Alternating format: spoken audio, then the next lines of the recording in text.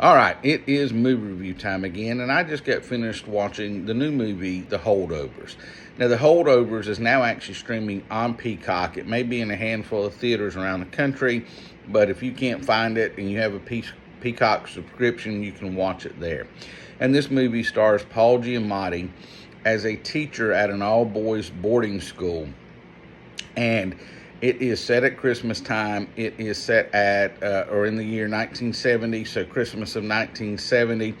And, of course, as most schools, the boys get to go home, but occasionally there are a few who cannot leave. And this year he gets suckered into having to stay with the students, and there are 5 boys who are left behind.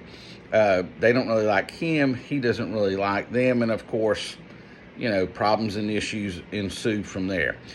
Let me say, this movie is one of the best movies of the year, bar none.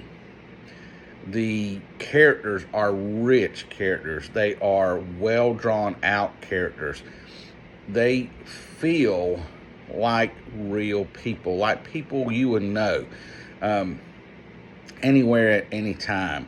The writing on this is so sharp. Now, it is kind of slow, and some people may have an issue with that, but this slowness allows the characters to develop. It gives you the time to learn about the characters and to see how they are as complex as they are. I'll say that. It doesn't feel rushed and labored, and it doesn't feel like you're just throwing bits of information. You really get to learn about them, and that really, really helps this movie. The acting is top-notch. The direction by Alexander Payne is top-notch.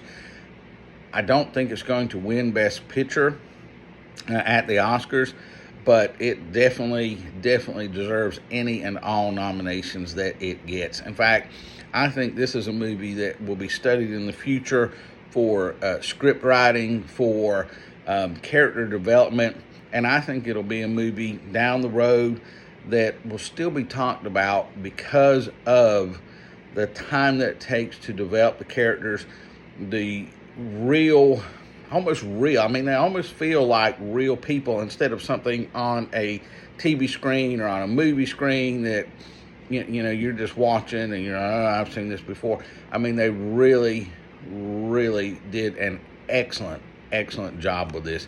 In fact, I'm going to give it 5 out of 5, and if you haven't seen it yet, you need to catch The Holdovers.